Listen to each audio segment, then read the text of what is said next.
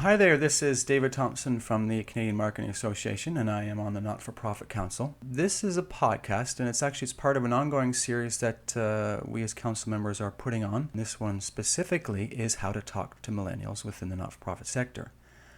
Often we hear, and we know in our work, that this group can sometimes be difficult to communicate to, and we thought that, given their importance to this sector today, and in the future, that it would be of great use for us to speak to some experts to find out how not-for-profits can do a better job or start talking to this generation. And we're very fortunate to have Robert Barnard here, who's the CEO of Decode, with me. Robert has been decoding youth, as it says on his website, for 15 years. We're going to walk through a couple of questions and get Robert's take on what he sees and some suggestions on how you perhaps can change what you're doing today. So first of all, Robert, thanks for joining us today. Yeah, thanks for having me. It's nice to be here.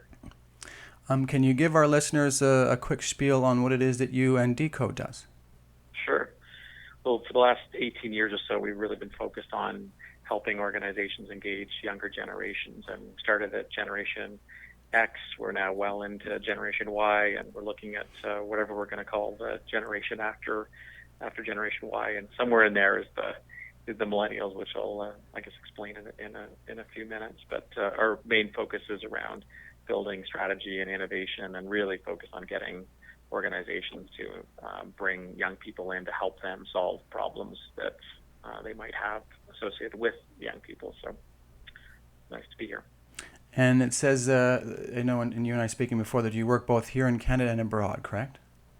Yeah, because we've been around for many years, we've been able to expand our work globally. Our main office in Toronto, also have office in London, England, and have done work and currently doing work around the world. Good.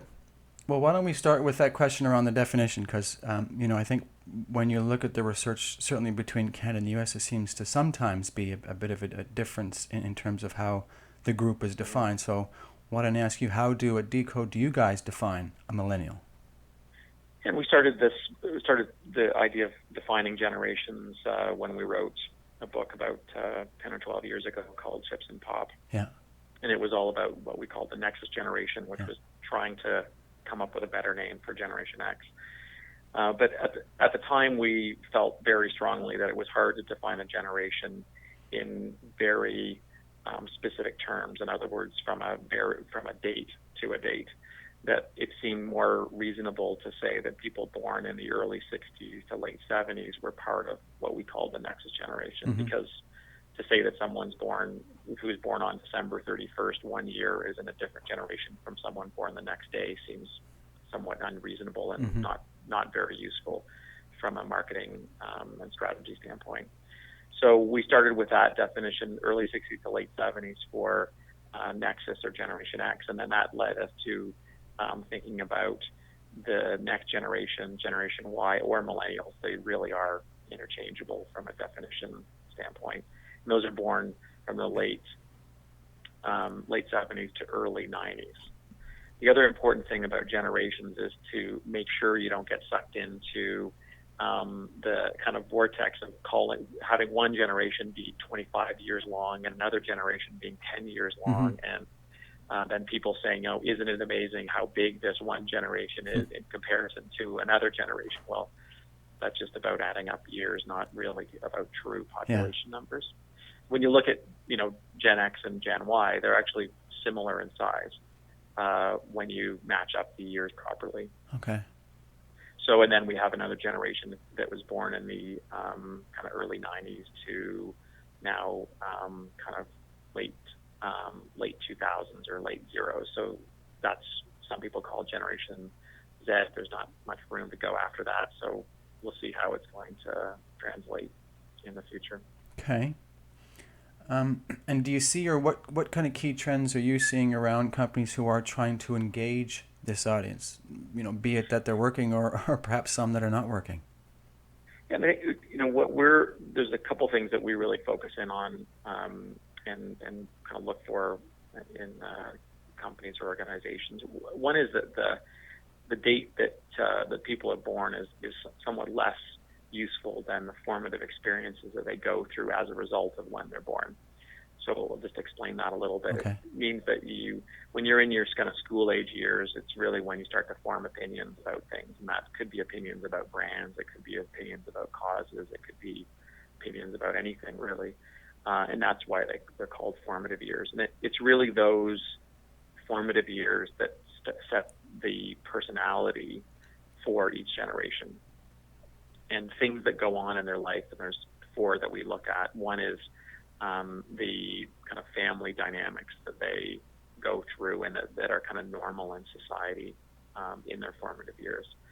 The second is the educational patterns that we can see in their formative years. So, is it a teacher sitting in front of a blackboard with a whole bunch of single desks in front of them, or is it a kind of classroom where you have collaborative thinking and student and teacher interaction and multiple media sources and access to information? Those 2 very different experiences in education will turn out 2 different kind of models for the generation as far as what they think is normal in that situation. The other 2 are just general big events. So what's the economy like in the formative years? What are some of the social trends in those formative years? For example, Generation Y is far more accepting of and interested in diversity than the generation before it, because that's the society they grew up in. They're more likely to believe in same-sex marriage than the generation before them, because that's the society they grew up in. Mm-hmm. And the final one, which is actually where most of the focus seems to be, is on media and technology. So every generation has different media types and technologies that they see as normal because they grew up with them. So Generation X would have been, video games and computers, and Generation Y would be kind of mobile phones and the kind of explosion of the internet into what we see now, or even the mobile internet. So those are that's just sort of a basic platform that we believe in, is looking at those 4 main formative experiences to then help you figure out what's normal to that generation by and large. And from that, you can start to look at more unique features based on which segments you might be interested in. Okay. And just finish with one point, David. When you're thinking from a charitable standpoint, the causes that that young people are looking at are often ones that they may have come in contact in their formative years, which is why a lot of charities focus on school as a place where they start the process of building a relationship, and which is important. But it also means that if certain, when for Generation X, the Exxon Valdez happened in their formative years, and for Generation Y, big things like terrorism in New York City obviously happened in their formative years. So very different experiences as far as causes and world events can change their perception of where they might want to put their money or put their volunteer hours when it comes to charities. So how does that translate into how kind of marketers are using that to try and reach out to this group? Is it that they're all relying on mobile, or mobile is going to become a bigger part of kind of their mix? Like, what are you seeing specific to trying to reach out to this group? Yeah, I think mobile will and should be an increasing part of the marketing mix to this group. And that could be applications, but it could also just be mobile internet and making sure basic stuff like your website's mobile, kind of mobile enabled. I do feel that, as I said before, there's if formative experiences are kind of divided into those 4 components of family and friends, education, big events, and technology, that looking at a strategy that takes from all of those is a more comprehensive one than simply saying, well, kids are all into technology, so let's toss everything into social media. That Perfect. I don't find as useful and as deep a conversation or strategy as organizations should be taking. Wonderful. So are there companies within the not-for-profit or even outside of that sector that you see are doing all this, that they're going beyond the quick fix by focusing on just a channel, but taking to some of these broader considerations into their marketing plans? I in thinking about that, I sort of go with two recent examples. Yeah. And when you're doing podcasts, it's hard to know when people will hear it. And maybe a couple of years ago, I might have said, Pepsi is where it's all at, and they're giving money to, they're getting young people to kind of focus their money on really interesting causes, and lo and behold, scrapped that and gone with Beyonce flying around the jet. So I think, but I have two recent examples that come to mind are, Princess Margaret Foundation and the Canadian Association for AIDS Research, or CANFAR. And I bring those up for actually the same reason. In fact, the AGO, the Ontario Art Gallery is the other, or the Art Gallery of Ontario would be a third example. And I reference those three, and that they've all decided that young people are an important component of their overall strategy, which is, I think, problem number one with a lot of charitable organizations, is that they still feel like the money's with the boomers. And it's all about, major gifts and planned giving. And so, really they're fighting it out amongst each other themselves for a reasonably big pie, but everybody's in there. Whereas Generation Y, about 20 to 35 years old, approximately, have a lot more disposable income. And if we don't train them now to give and support charities, then it'll be really tough down the road. And they're still in their formative years from a giving standpoint. So charities that really focus now stand to build loyalty long term, which means sustainable revenue for the long term, which is important, obviously, for all charities. So just back to the three examples. Two of them, Princess Margaret and CANFAR, both have versions of kind of Generation Y advisory boards. And they seem to have very active, they're not just sort of sitting them down around a table over pizza and beer. They're really getting them involved in creating and hosting relevant events. And in the case of CANFAR, they had what I would call a heritage event that they ran for many years, and they've allowed this group to rethink that and come up with a better event that makes sense for them in their time, and have opened up a lot of, I think, leeway for that group to create something that's relevant to other young people. And, for instance, Princess Margaret has a youth council or a young generation council, or I'm not sure what the name of it is, but it has a similar kind of mandate. And AGO has taken more of an event approach, and they've said, we're going to open up the AGO one night every month and just kind of hand over the keys. That wouldn't be their language, maybe, but that's how I would describe it. Keep the art safe, but literally let's bring in really cool bands. Let's make it the place to be. And I happen to be sitting in Toronto, so those examples have kind of popped to mind. One other I'll bring up while we're on art galleries. Just recently got back from the UK, and the Tate Modern Gallery would be another one for people to take a look at.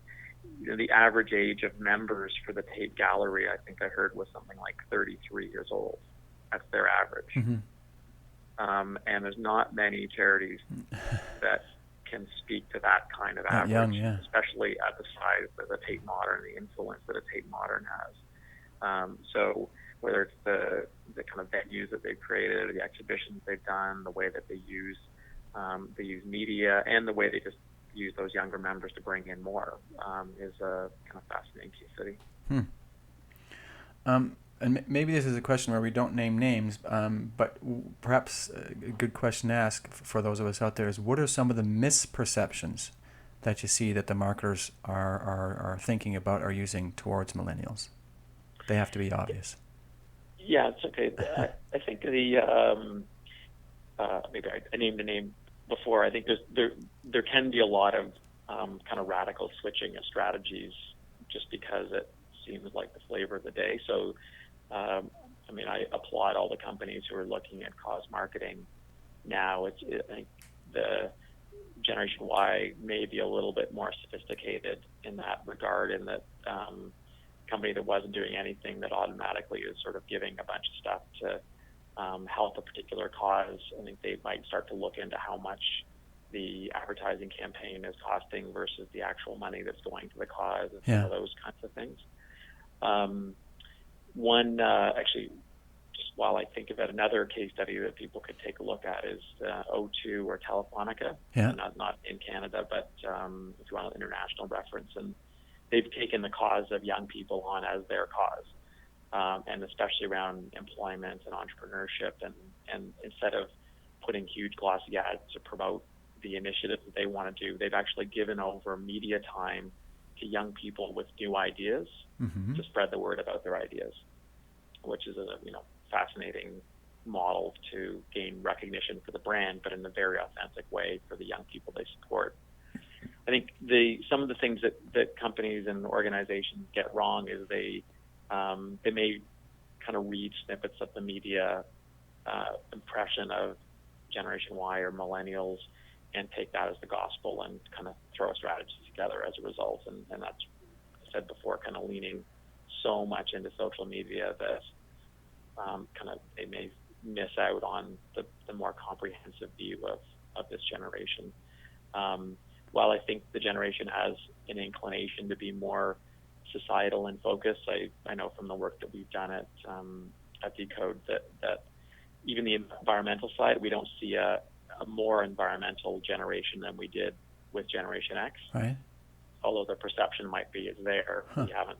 Although I'm sad to say that, we haven't been able to find that yet. Although there is a segment that's big that would go that way, it just isn't universal.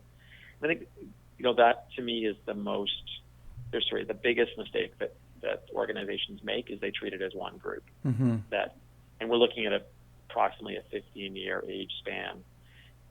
What we've been doing here is we've been really kind of decoding the generation from a life stage perspective as opposed to looking at it only in a generational context.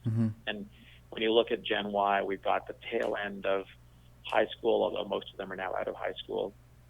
We've got university and college students. We've got early career and early working young people who are single or in couple relationships, and we have a good 25 to 30% of that group already has young children. So if you thinking about the life stage model, the mistake that people make by putting a message out to the entire group is they're targeting parents with young children who are maybe even entering primary school in the same way they would be pitching something to a first-year university student. Okay. And when you think of it that way, that just seems wrong. Like those don't feel like they're the right. You wouldn't want to. They have different impressions of maybe the causes they're interested in and the places they go. Their daily schedules are different. The media they consume is different based on the life stage that they're in. So I think that's another mistake that we see. And the final one is that they really don't consult. And when I say consult, I mean really bring young people in to help them solve problems. And while that's the business that Decode is in, whether people come to us or not, I just have always been passionate about making sure that organizations are truly going to the source to help them get solutions. To sit back and sit in a boardroom and try to guess what young people want doesn't work. Bringing them in and working with them to come up with solutions brings ownership and creates young champions for ideas, and ultimately will make organizations feel a bit younger too, which is for some is a good thing. So what I'm hearing you saying is it's almost not so much that there's a change in the audience, it's just that perhaps we're somewhat forgetting the age-old marketing practices of knowing your audience, segmenting them properly, and then coming up with a strategy as opposed to just leaping to, what you sense is the preferred channel to reach out to them. And so the summary is good. I'll just tweak it a little bit. There's no doubt that millennials are different than Generation X. And when you get them in the room, you will hear the difference. Mm-hmm. However, when we wrote our book 13 years ago, we said, you should bring Generation X in Mm-hmm. to the room and talk to them and know your audience, and they will help you find your way. I'm still amazed at how many organizations don't do that and just try to guess or take everyone's on social media. We need to have a Facebook page. Let's, when it was back in when we started the company, everyone just wanted to get on Much Music and let's have a video competition, and now it's a YouTube competition. I mean, there are very similar tactics that are kind of knee-jerk reactions to what people feel or what they just feel like they don't know, so they throw a bunch of money at it and hope for the best. But when you get them in the room, they will talk a little bit differently. They will, they'll be texting their friends when they're in the meeting, but that's normal to them. Yeah. So the differences will come out. They're there. I think sometimes you swing the pendulum so far the other way to say that they're kind of aliens from another planet, which they are not. Nor are they just the same as the last group of youth that came through. And I don't know if the answer to this question is, well, it depends, David, on the company that, would be wanting to answer this question or get answers to this question.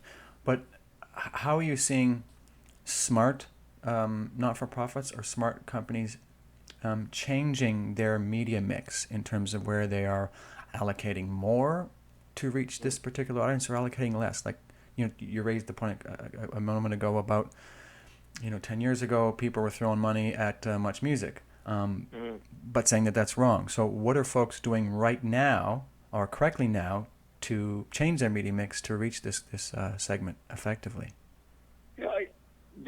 And that may be, I think that is actually dependent on the product that they are selling or the cause that they're in. But some general things which I think are good is that this is a time to take some of the budget and start experimenting with different things, because you really do need to learn from your mistakes.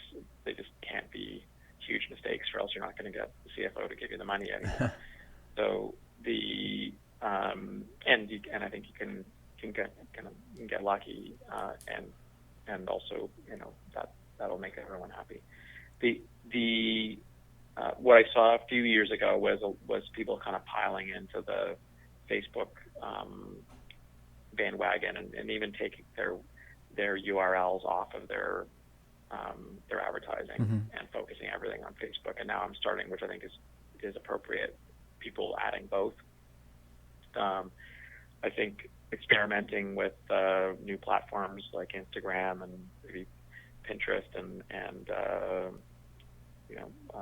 Google Plus. Like there's obviously many different new platforms. But just getting a sense of what those are, and this is when as you're bringing the millennials in to work with you, you can see what they have to say about it, and then make sure you're doing it in the appropriate way.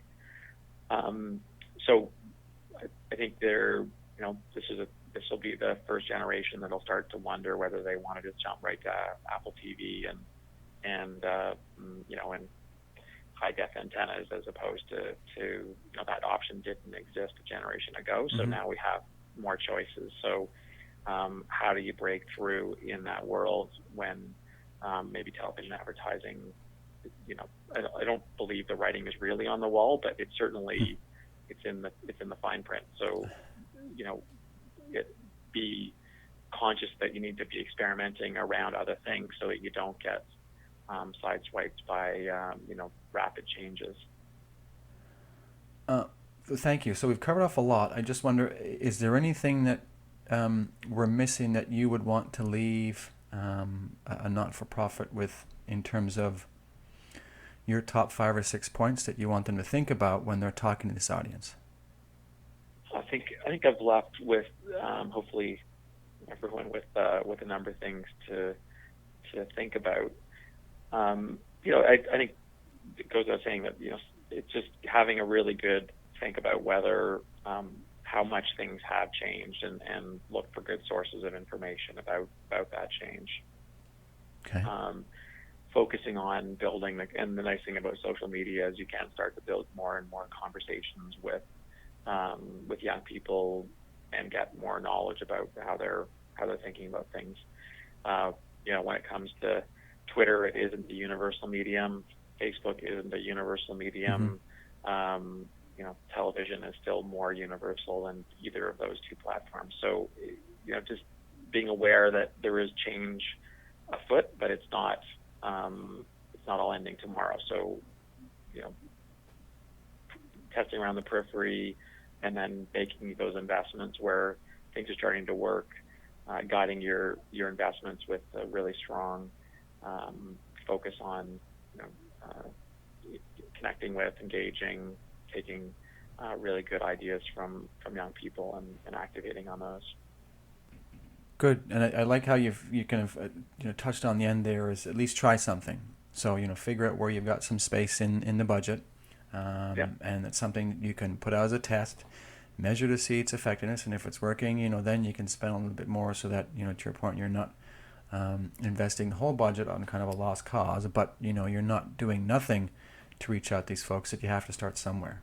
And then the second point I heard you say a couple of times is find out ways to have them be part of your planning. Be it that they're on your board of directors or some type of council.